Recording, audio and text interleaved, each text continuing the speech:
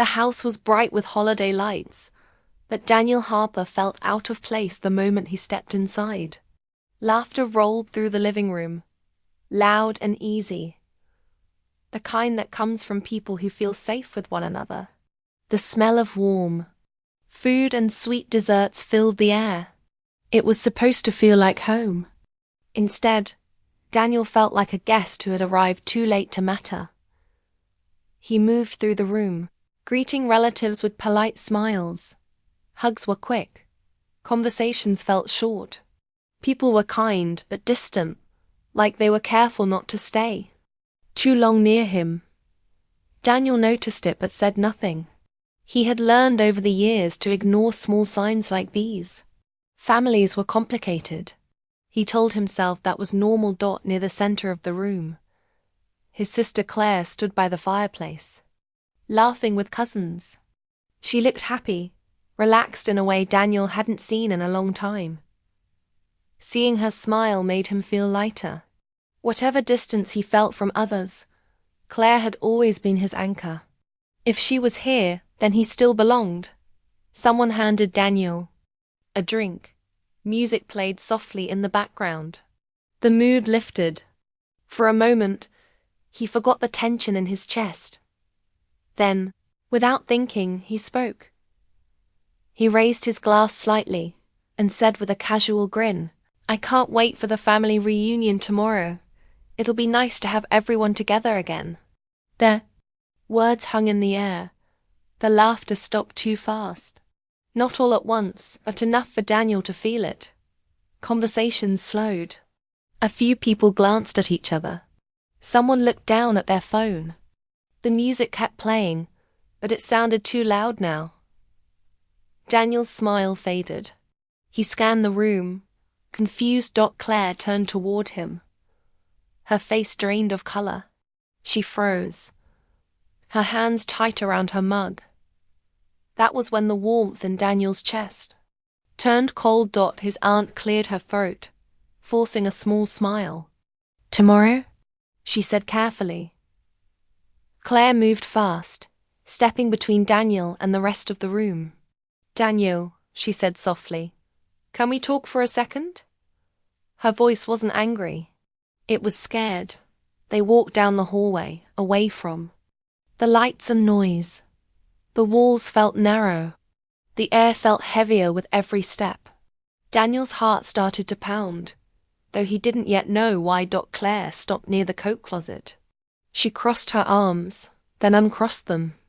She couldn't look at him. "There is a reunion," she said. Daniel laughed, relieved. "I knew it. For a second there I thought, but you weren't invited," Claire finished. The words hit harder than Daniel expected. Not like a punch, but like something breaking slowly. He waited for her to smile, to say she was joking.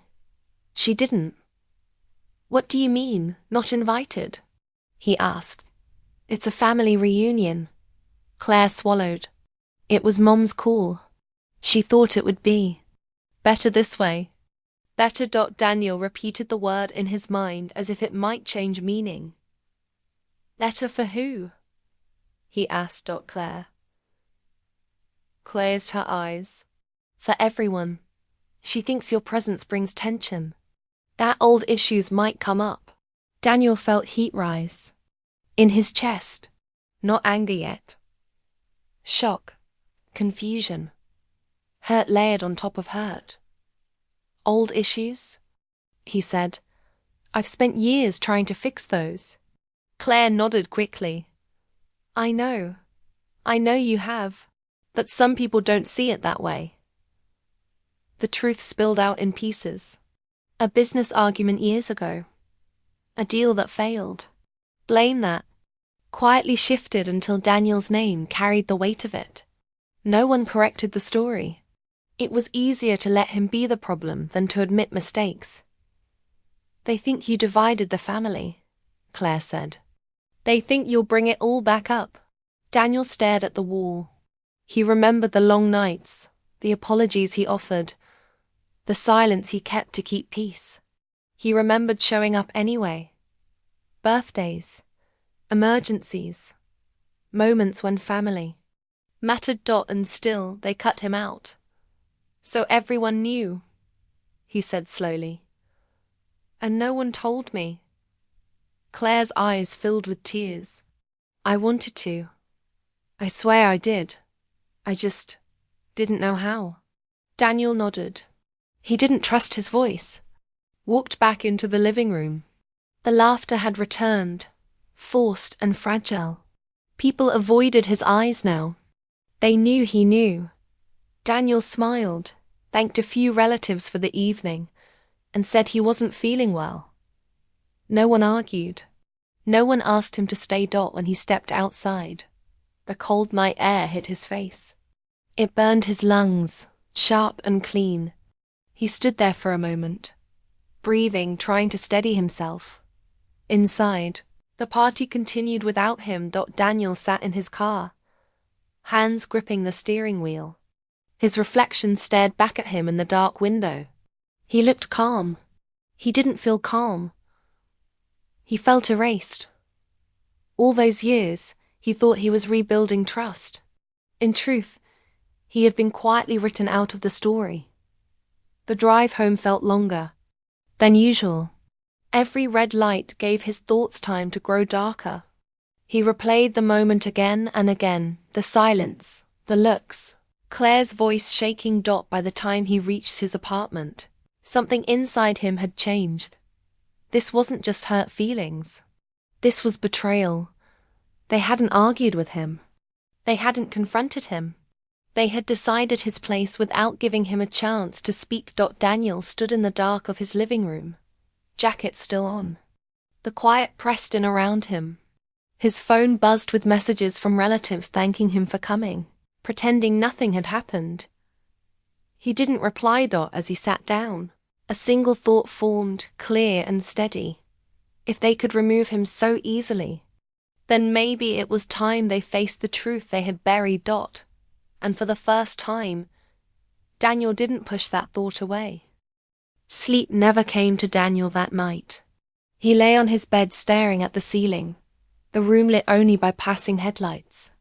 Every time he closed his eyes, the party replayed in his mind. The pause, the looks, the way his name suddenly carried weight and shame at the same time. His chest felt tight, like something heavy was sitting on it and refusing to move. By morning, the shock faded and something sharper took its place. Daniel wasn't just hurt anymore. He felt wronged, not by one person, but by a group that had quietly agreed he was disposable. The realization burned. He had spent years trying to keep peace, believing patience would fix things. Instead, patience had made him invisible. He made coffee and sat at the kitchen table, staring at his phone. Messages from relatives sat unread. He didn't want excuses or fake kindness. He wanted the truth to matter. That was when the idea surfaced. Calm and clear. Daniel knew things they didn't want exposed. Emails, texts, old agreements saved on his laptop. Proof that the story told about him wasn't true. Proof that blame had been shifted to protect someone else. He had kept those records out of habit, not anger. At the time, he thought he might need them someday. He never expected that day to feel like this.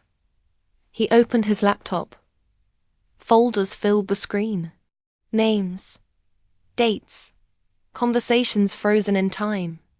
As he scrolled, his hand stayed steady, but his heart beat faster. Each message felt like a weight placed carefully in his palm. Together they formed a weapon he had never planned to use.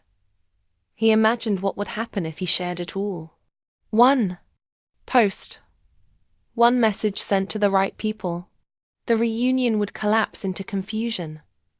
Questions would rise. The truth would force its way into the open. The thought brought relief. Not joy, but relief. Like finally standing up after being pushed down for too long. Then doubt followed. Daniel leaned back in his chair and closed his eyes. He wasn't blind to the cost. Exposing the truth wouldn't just hurt the people who wronged him.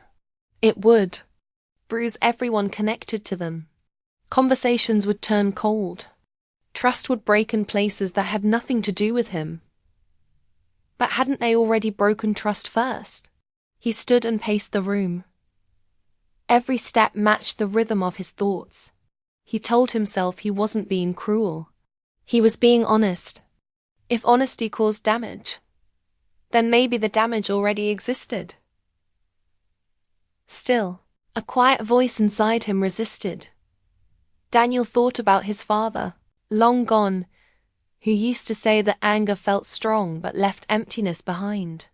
He thought about the younger version of himself who believed family meant standing together. Even when it was hard, that version of him felt very far away now. His phone buzzed on the table. Daniel stopped pacing and looked at the screen. It was Claire. For a moment he considered ignoring it.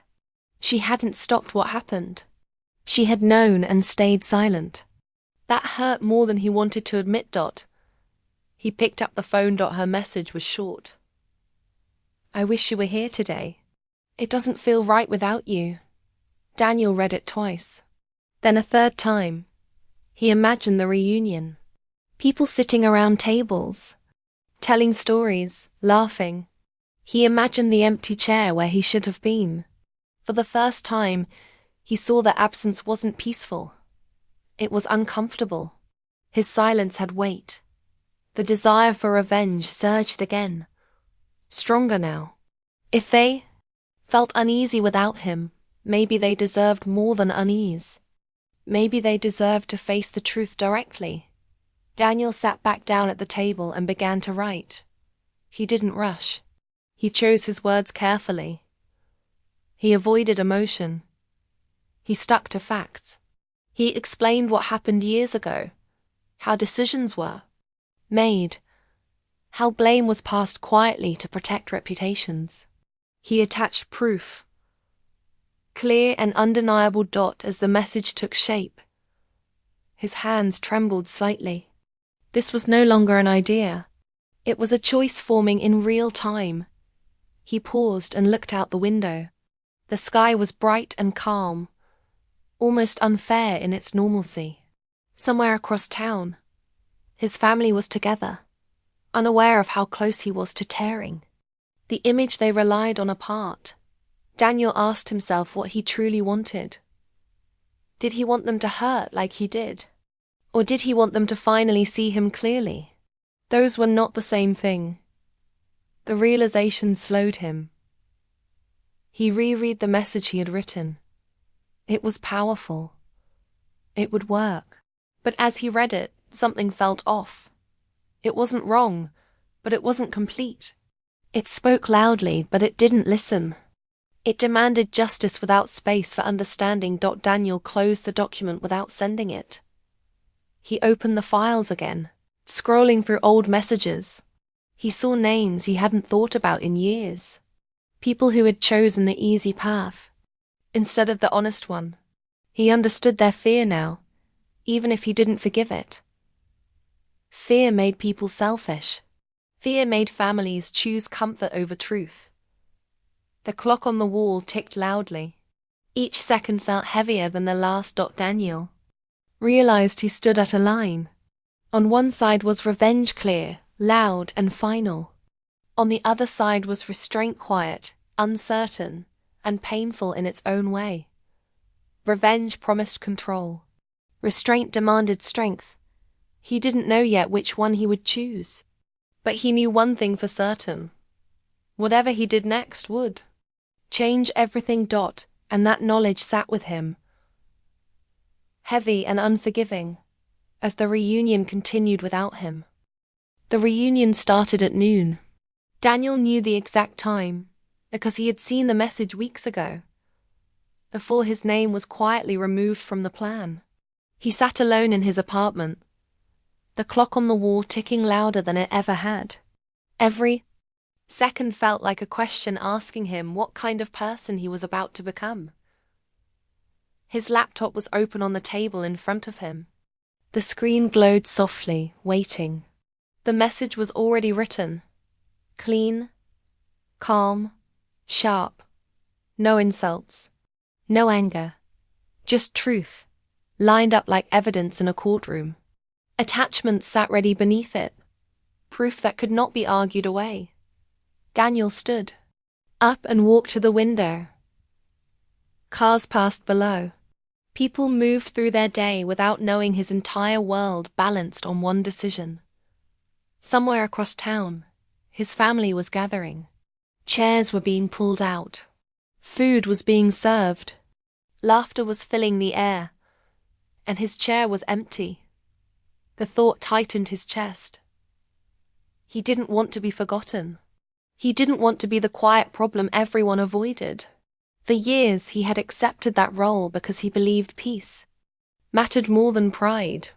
Now he saw the cost of that belief. Daniel returned to the table and sat down. He placed his hands on the keyboard. His fingers hovered, waiting for his mind to give the order. One click would send the message to every family member. One click would force the truth into the open. He imagined the moment it landed. Phones buzzing, faces turning serious, conversations stopping mid-sentence. The reunion would change instantly. The story they told about him would crack under the weight of facts. The image gave him a sense of power. Not joy, power, but power. Carried consequences. Daniel leaned back and closed his eyes. He remembered being younger, sitting at the same table with these people, believing family meant safety. He remembered how proud he once felt to belong to something larger than himself. That feeling had faded, but it hadn't vanished completely. The clock showed 12:30. Time was slipping. His phone buzzed on the table. Daniel opened his eyes and looked at it. A message from Claire. I tried to defend you, it read. I should have done more. I'm sorry. Daniel stared at the words. They didn't erase the hurt, but they pierced through his anger. Claire wasn't his enemy. She was trapped between loyalty and fear, just like he had been for years. He imagined what would happen to her if he sent the message. She would be caught in the fallout, forced to choose sides, pushed into arguments she never wanted. Revenge suddenly felt heavier. Daniel opened the message on his laptop again and reread it slowly. Each sentence was true. Each detail mattered. But something was missing. His voice wasn't there. His pain wasn't there. It read like a verdict, not a conversation. He asked himself a hard question. Did he want justice? Or did he want understanding? Justice could be taken. Understanding had to be built. The clock ticked again. 12:40. Daniel felt his pulse in his ears. This was the moment. If he waited too long, the chance would pass. The reunion would end, and the moment would be gone. He moved the cursor over the send button. His hand shook. For a brief second, he saw two futures clearly. In one, he sent the message. The truth exploded. Apologies came too late or not at all. Some people cut him off forever. Others reached out, but the damage never fully healed. He would be right. But alone. In the other future, he stayed silent. The lie remained. He carried the weight alone. He kept his dignity but lost his voice. Neither future felt right. Daniel realized the choice wasn't between action and silence. There was a third path he hadn't considered until now. He closed the group message. Instead, he opened a new email. Only one name went in the address line. The person who had started it all. The one who shifted blame when things went wrong. The one who let Daniel take the fall. Daniel didn't accuse. He didn't threaten. He wrote simply. He explained what the exclusion had done to him. How it felt to stand in a room full of family and realize he didn't belong anymore. He pointed out the truth, attaching only what was necessary. No audience. No spectacle dot at the end. He wrote one line. I never wanted to break this family. I just wanted my place in it. Daniel read the message once. Then again. His heart raced, but his mind felt clearer than it had all day. This wasn't revenge. This was a boundary. He pressed send. The laptop made a soft sound. The message was gone. Daniel sat back, staring at the screen. He expected relief, or fear, or regret. What he felt instead was emptiness, followed by a slow, steady calm. The clock read 12-50. The reunion was still happening. People were still laughing. Someone was probably telling a story Daniel remembered better than anyone else. Life moved on. Whether he acted or not, Daniel stood up and closed the laptop. He didn't know how the message would be received. He didn't know if it would change anything. He only knew that he had spoken without destroying. For the first time since the party, he felt in control of himself, not his anger. The decision was made. Whatever came next, he would face it without losing who he was. And that, Daniel realized, mattered more than winning. The days after the reunion passed slowly. Too slowly. Daniel woke each morning expecting something to change. Some clear sign that his choice had mattered. Instead, silence filled the space where noise once lived. No messages. No calls. Just quiet. At first, the silence felt like failure. He questioned himself while brushing his teeth, while making coffee, while staring at the ceiling at night. Revenge would have been loud. It would have demanded attention. What he chose felt invisible, and invisibility had hurt him before. He went back to work, answered emails, smiled at co-workers. Life moved on as if nothing had happened. That was the hardest part. The world didn't pause for moral choices. It kept going. Daniel wondered if he had been weak. He had every right to expose the truth.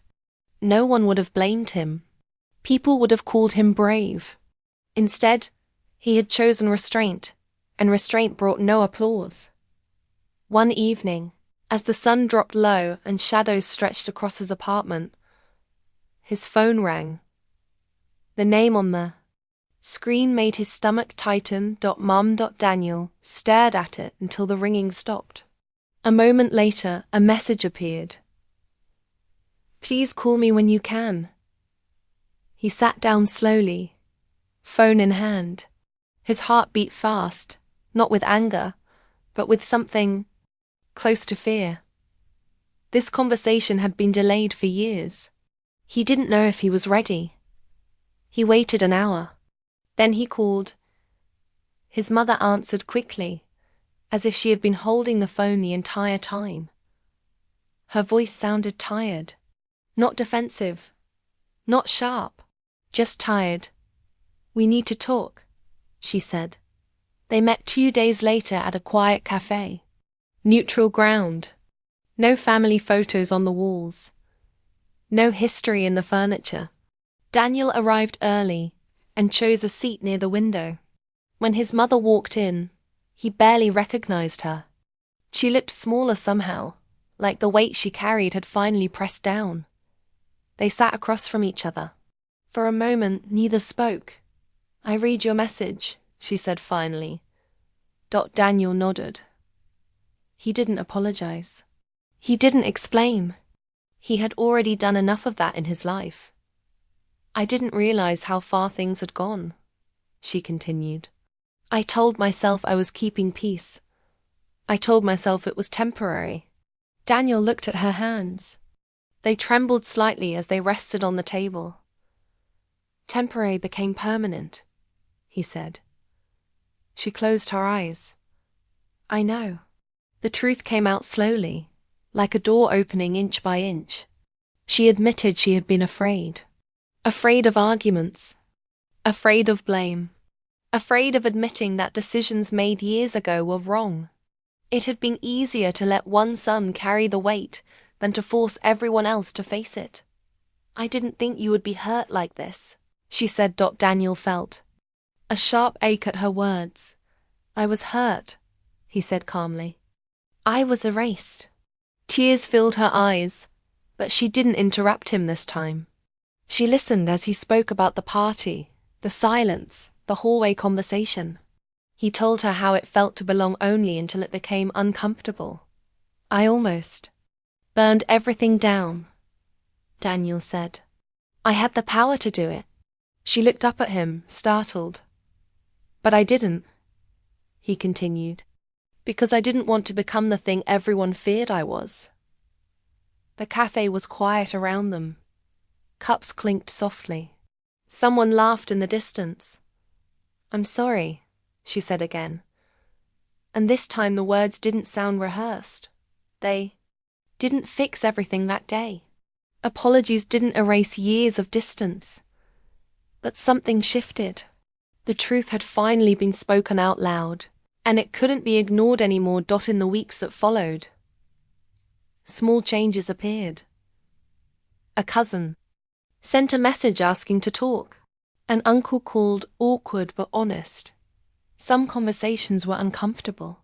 Some were short. Some didn't happen at all. Not everyone was ready. Daniel accepted that. What surprised him most was how he felt inside. He had expected regret for not choosing revenge. Instead, he felt lighter. Not happy. Not healed. That steady. Revenge would have chained him to the past. Letting go gave him room to move forward. One evening, Claire came over. They sat on the couch, sharing silence the way they used to when they were younger. I'm proud of you, she said quietly. For what? Daniel asked. For stopping when you could have destroyed everything. Daniel thought about that. About how close he had come. About the version of himself that wanted others to hurt just as much as he had. I didn't do it for them, he said. I did it for me. Weeks later, another invitation arrived. A small family dinner.